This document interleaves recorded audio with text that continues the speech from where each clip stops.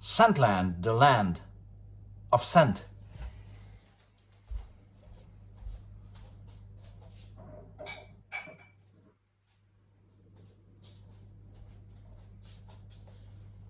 Well, hello and welcome, it's Chris back, and today it's not a fragrance review, it's rather an occasion when I would like to pay tribute to one of the world's greatest actors who has passed away exactly 30 years ago, on the 12th of September 1992. Talking about Tony Perkins, who not only was as I say, one of the greatest actors and a cultural icon at this stage, with many of his movies, not only Psycho, but also Friendly Persuasion, Phaedra, and I could go on and on. I do like Brahms, right? And there is a, I don't want to say it's a bond, okay? I don't want to say it's a bond, but it's a strange somehow feeling that comes up when I think about meeting Perkins back in May, for the first time in May, May 13th, Friday the 13th, 1988 in Budapest, when he was doing a movie there. And I went there, and I told this story already, so I don't want to go into great depth in regards to this, but rather this mood that kicks in, or the strange feelings that I have in regards to this meeting. Because, as I say, I went there with a friend of mine, because I've seen that he's doing a movie in Budapest, and we thought, okay, as 15-year-olds, we thought, why not? So we were great, stupid, and very courageous, and we went there and somehow managed to get hold of the man and meet the man. And then next day or the day after, I introduced my mother to him, because the reason I went was for my mother. Okay, I wanted her to meet her favorite actor ever. Okay, Anthony Perkins. And here's the strange thing. Okay, now I read that actually Anthony Perkins' father, Osgood Perkins, died fairly early, when I think in 37, when Tony Perkins was only 5.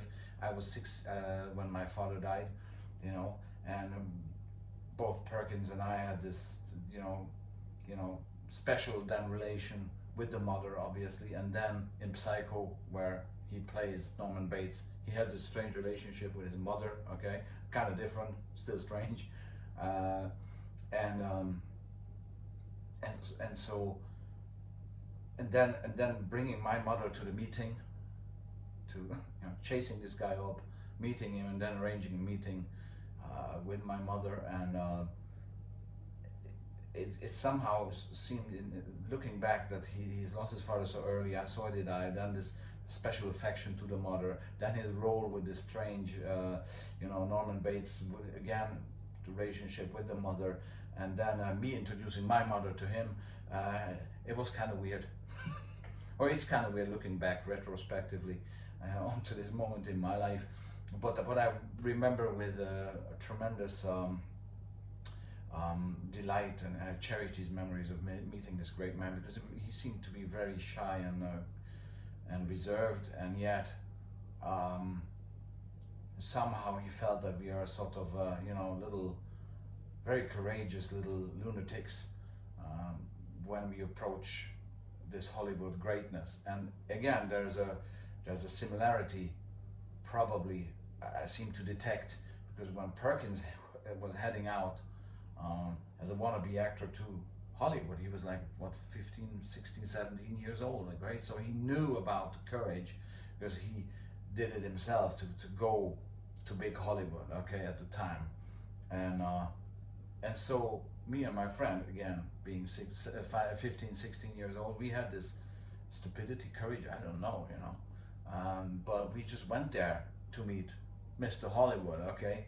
So again, there's this similarity that I seem to detect in this story, like these similarities overlapping each other, or shadowing each other, or bouncing off each other somehow in a weird way. And this is what I started with, that I feel that somehow it's not a bond, but there's this weird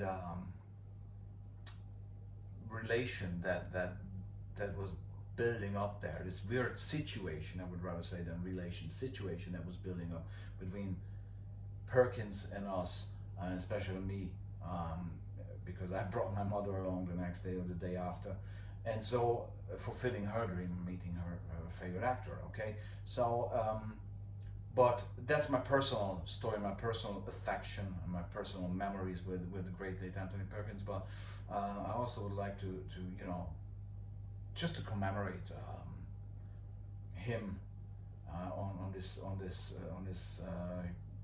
anniversary, the 30th anniversary of his passing, 1992, September 1992. I never forget. Next day, I wore a black shirt in school, just to show my grief or show my feelings or condolences. Most of my classmates didn't know what Anthony Perkins was all about, although Psycho was well known to everybody. So most of my friends knew about that movie or seen it, or the sequels actually. So yeah, that's the Anthony Perkins story. And another great actor we have lost on this day on the 12th of September 1995. That was Jeremy Brett, the great late Jeremy Brett, who first of all was the best Sherlock Holmes portrayal ever. Okay, and a tremendous actor, a tremendous personality. He had lots of personal troubles. He had this bipolar disorder as well, lots of smoking going on, and but just a tremendous genius. And so this is to Anthony Perkins and Jeremy Brett, a fine malt, a very special one here, and salute to you, salute to life, and in memory of these two great geniuses. Thank you very much, and see you soon for actually a fragrance free. Take care, bye bye.